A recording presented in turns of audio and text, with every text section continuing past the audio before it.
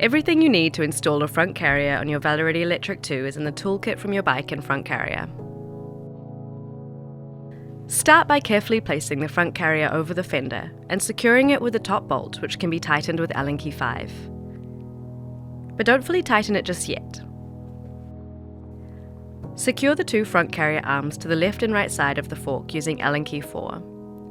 Also, don't fully tighten these bolts. Once the front carrier is straightened, tighten the bolts on the left and right side of the front fork.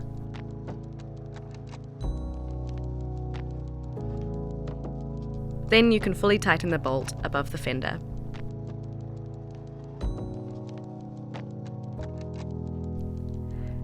Now your front carrier is ready to go.